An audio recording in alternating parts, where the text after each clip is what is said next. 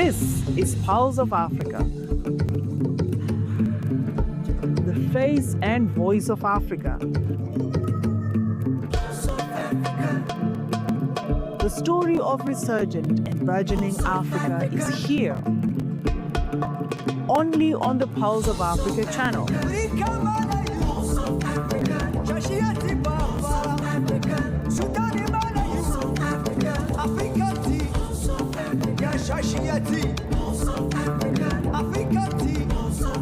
Pulse of Africa, the face and voice of Africa.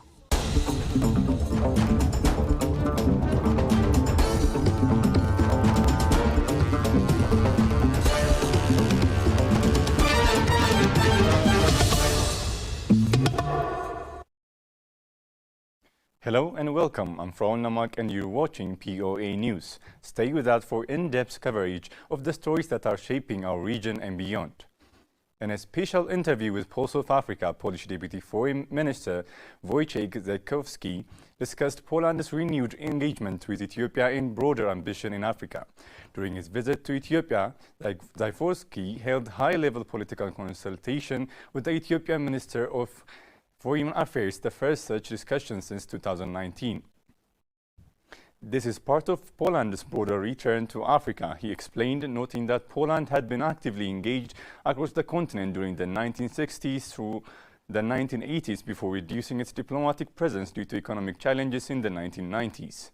Poland and Ethiopia share a long diplomatic history dating back to the 1930s. Each historical period requires adjustments, Zajkowski said, emphasizing Ethiopia's economic potential and the opportunity presented by ongoing reforms. Poland and Ethiopia established diplomatic relations in the 1930s, so the tradition is very long. Each historical period requires some adjustments. We are on a different level of development if compared to what we had in the 1970s. So it's natural that we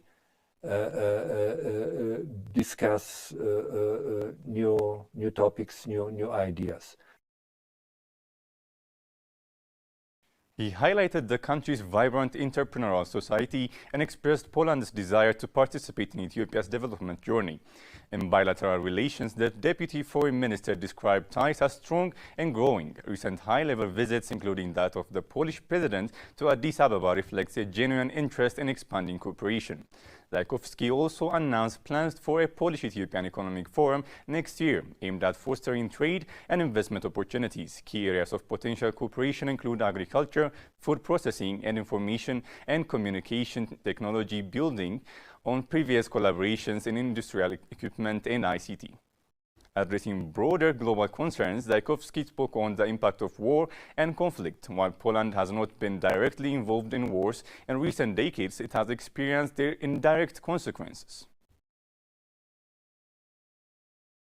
Since Africa is gaining prominence on the international stage, it is important to maintain a political dialogue about regional issues with countries that have high international and regional standing, and this is just the case of Ethiopia. Wars disrupt supply chains and economic cooperation, affecting social stability and food security, he said, underscoring the importance of maintaining a stable international order. The Deputy Foreign Minister also discussed the evolving global order and its implication for Europe-Africa relation. Europe and Africa can be compared to siblings. Challenges faced by one, such as climate change, terrorism, or interstate tensions, inevitably affect the other, he said. He stressed that sustainable partnership between European and African nations and between the European Union and African Union are essential for regional stability, development, and prosperity. Zajkowski reaffirmed Poland's commitment to deepening cooperation with Ethiopia and Africa at large, noting that shared dialogue and collaboration are crucial for addressing the challenges and opportunities of the 21st century.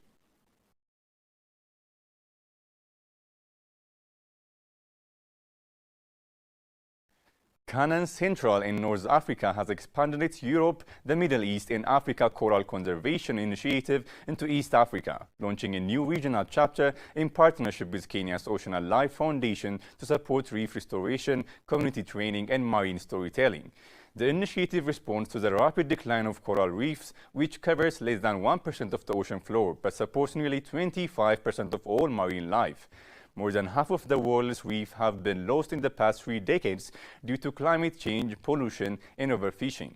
Building on earlier partnership in the Western Indian Ocean, the East Africa program focuses on science-led restoration, community capacity building, and the use of advanced imaging technology to monitor reef health and recovery alongside Kenya's coastline. Canaan is providing equipment and expertise to support coral nurseries, reef restoration and scientific monitoring, while also enabling visual documentation for education and public awareness through photography, printing and storytelling platforms. Canaan and Ocean Alive said the collaboration aims to empower coastal communities, strengthen local stewardship of marine ecosystems, and deliver measurable environmental and social impact aligned with Canaan's long-term sustainable goals.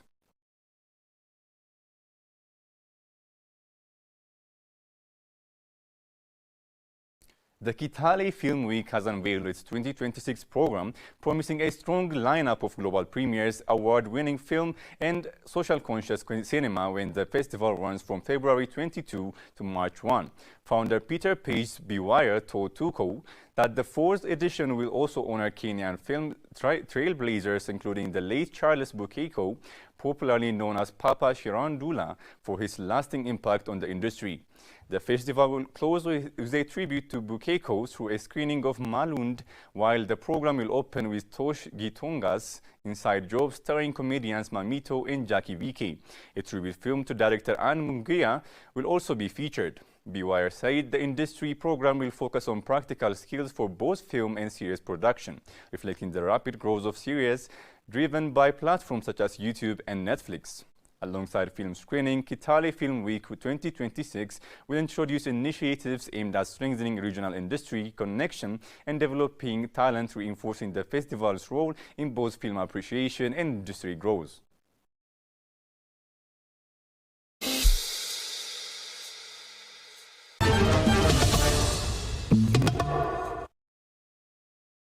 Experts at the Africa's Business Heroes Summit have called for sustained investment in African entrepreneurs, saying long-term support for local innovation is key to unlocking the continent's economic potential. The 7th ABA Summit and Grand Finale was held at the Kigali Convention Center from December 12 to 13, bringing together entrepreneurs, investors, and students to discuss solutions to Africa's development challenges.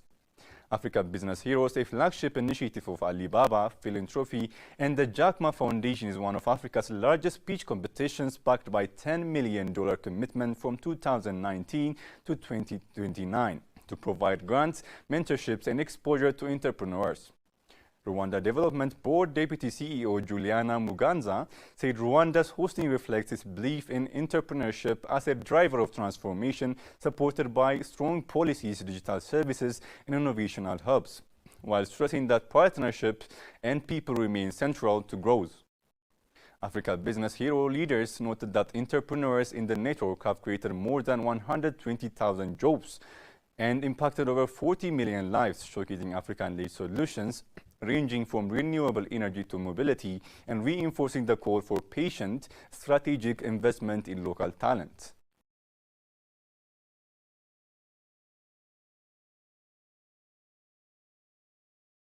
The European Union has committed an additional €45 billion to support Nigeria's digital economy, focusing on fiber infrastructure, skill development, and public sector digitalization.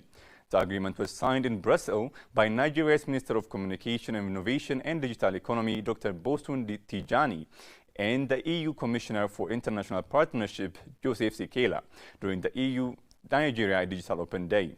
The funding strengthens cooperation in the digital sector and supports Project Bridge and flagship initiatives aimed at deploying 90,000 kilometers of fiber optic backbone across Nigeria. Backed by international development banks, the €45 million grant will provide technical assistance for network designs, local skills development, and supply chain deployment, while also supporting modern, secure digital public services and nationwide digital skill training.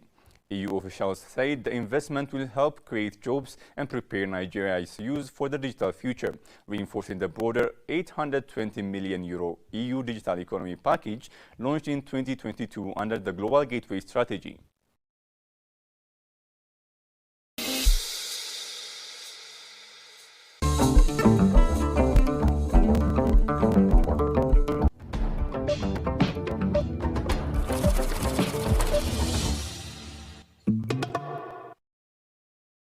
Now to business news. The African Development Bank has approved a $2 million technical assistance grant to support the cotton value chain project in northern Uganda, a region where cotton is a key cash crop. The project, implemented by Uganda's Minister of Agriculture, Animal Industry and Fisheries, aimed to raise farm income, modernize processing, and strengthen market links to cotton farmers, cooperatives, and mills. It will provide better seed extension services, equipment upgrades, and support for quality standards. An estimated 300,000 smallholder farmers and over 1 million people along the cotton value chain, including women and youth, are expected to benefit from improved productivity, higher earnings, and new employment opportunities. AFDB's Dorsaf Di Labidi emphasized the project is focused on livelihood, climate-smart farming, and sustainable value addition, noting its potential to boost incomes for security and regional stability. The initiative aims for higher cotton yield, improved lint quality, increased processing capacity, and stronger private sector participation, keeping more economic value within local communities.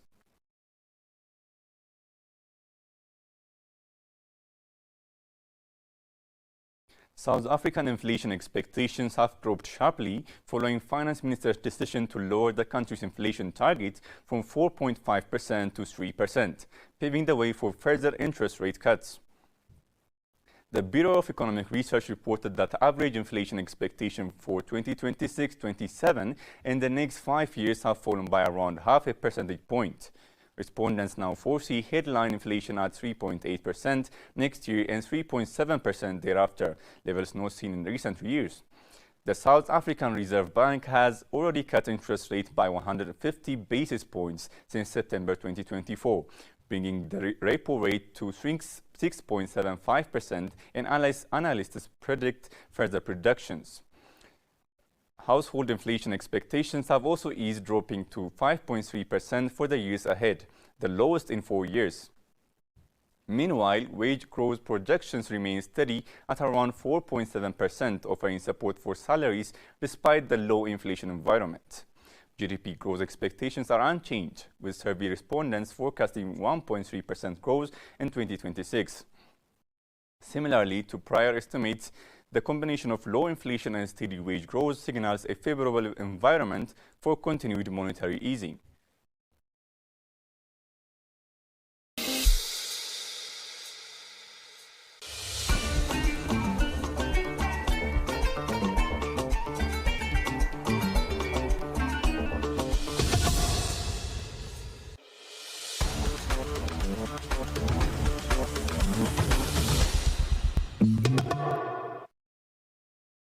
Algeria goalkeeper Luca Zidane is likely to start at this month's Africa Cup of Nations after first choice Alexis Guendouzi was ruled out with a knee injury and omitted from the 28-man squad. Zidane, 27, the son of the French great Zinedine Zidane, plays for Granada in Spain's second tier and made his Algeria debut in a World Cup qualifier in October after switching allegiance from France. Algeria will compete in Group E in Morocco against Burkina Faso, Equatorial Guinea, and Sudan as they look to challenge for continental honors. The squad includes 2019 final hero Baghdad Bouendeja, while Marseille forwards Amine Gouiri misses out after shoulder surgery and is not expected back until February.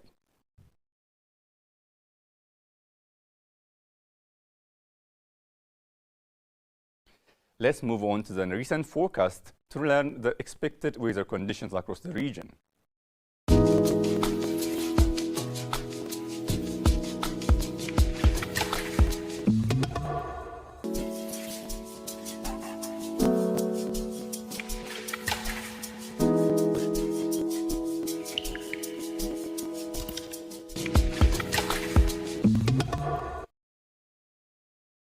That's it from POA News for this hour. We appreciate your company and be sure to stay with us for more updates from Africa. Thank you.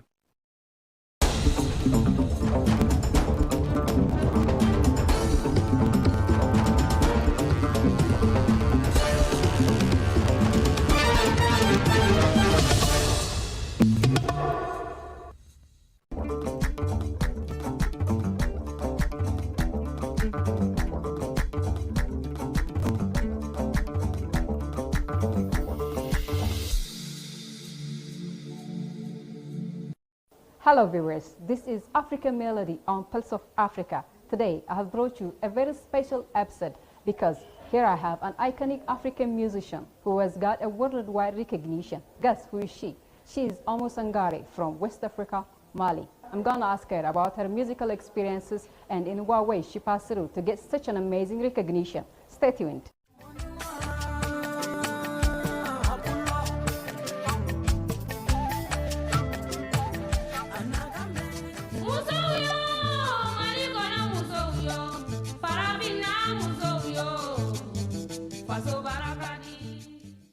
Hello and welcome to Pulse of Africa.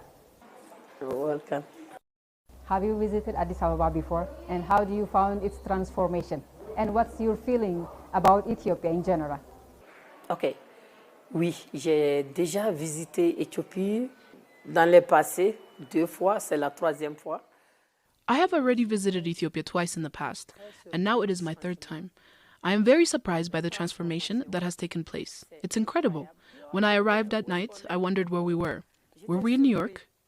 Where were we? I was surprised. Frankly, I also had the chance to visit Entoto Park, the city, and the museums. Ethiopia is truly a great country and remains the pride of Africa. It is a great country, a very great country that all of Africa is proud of. Ça reste la fierté de l'Afrique, c'est ça.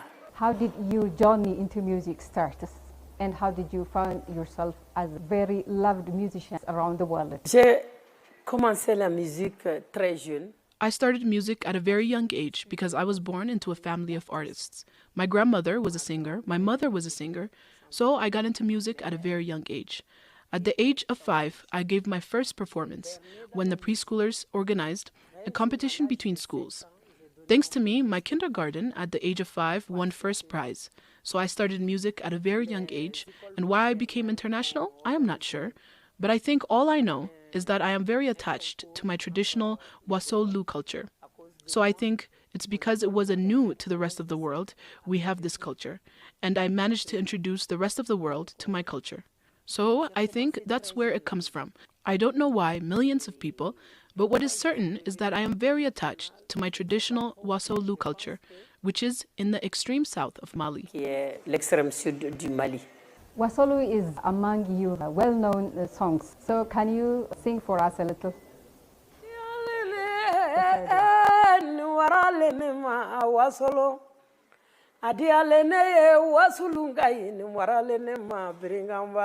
Nindialene biringamba ni waralene ma biringamba mokodo itera fola mokodo imiria ay ko kante foila wasolo yiri tege ko biringamba ay ko kante foila kamerengo ni foko ay ko kante foila ni dongili lavate anantola ekoli soilole Misiri bai lole, hoteli bai lole, anna fora, a kotolon testeve sa wasolo, nindi alene ye wasulunga ni waralene ma biringamba.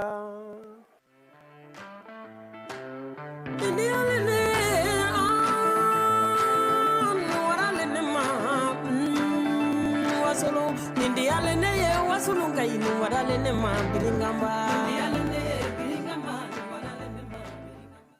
Je parle du Wassoulou, je viens du Wassoulou. La musique que je fais est du Wassoulou. I talk about Wassoulou because I come from Wassoulou. The music I make is Wassoulou music. Wassoulou is in the far south of Mali. It's part of Mali that is extremely rich in cultures. Why? It is a place where several ethnic groups come together. It is a very mixed music. Wassoulou is made up of the Fulani, Malinke, and Bambara. These three ethnic groups have created a style of music called Wasaulu music.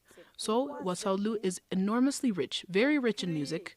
It wasn't being exploited enough, and when I came, I tried to take this very, very old tradition and add some modern instruments so that the rest of the world could listen to it and so that I could sell it outside of my country and even within my country. Ajouter quelques instruments un peu modernes pour que le reste du monde, pour pouvoir le vendre hors de mon pays et même dans mon pays. So the richness of Wasaulu is music is so important to us in Wasaulu.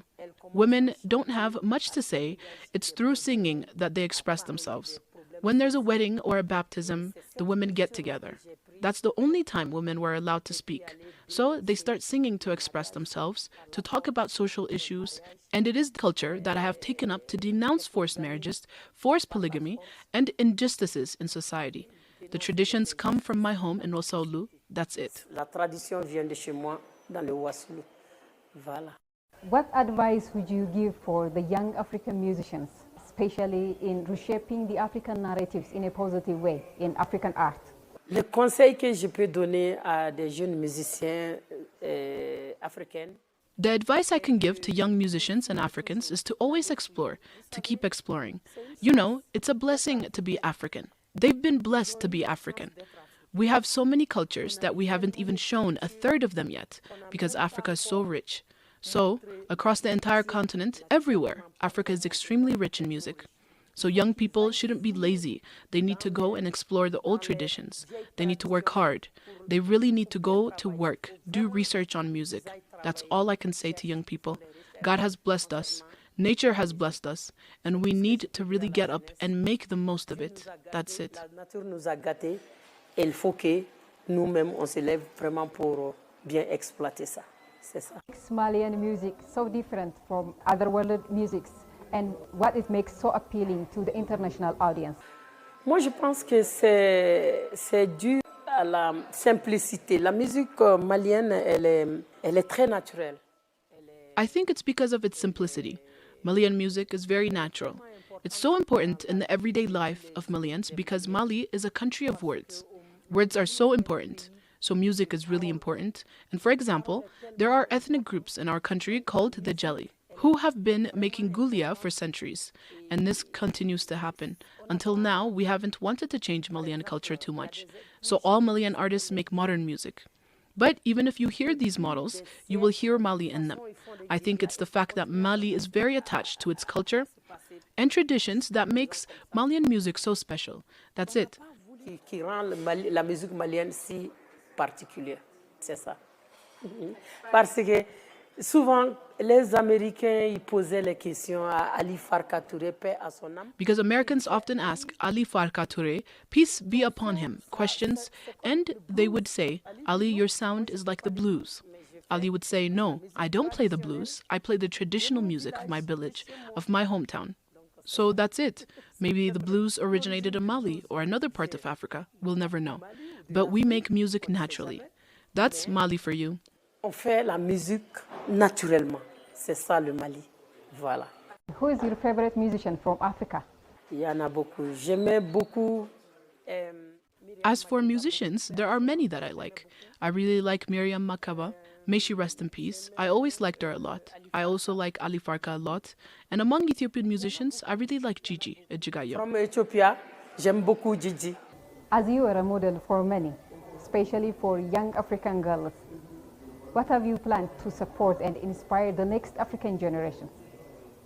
J'ai beaucoup de projets. J'ai beaucoup de projets pour aider les jeunes. I have lots of projects to help young people.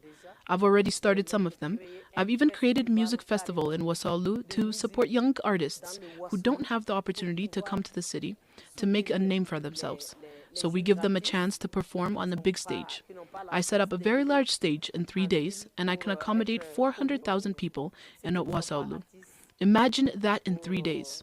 So it's a way to help young artists get ahead, and I have many other projects. I've created hotels for those who aren't artists. In my hotel, only young Malians work there. I have lots of little ways of helping the youth of my country. So the struggle continues, which is normal, and the festival brings it all to a close because the festival is becoming very, very beautiful. The biggest festivals in Mali today are created solely to help young people, young and upcoming artists. Aider la jeunesse, les jeunes artistes montantes. Thank you so much. You're welcome. Viewers, I hope you have enjoyed our conversation with Amo Sangare. Next, we will meet with another topic. Thank you for watching.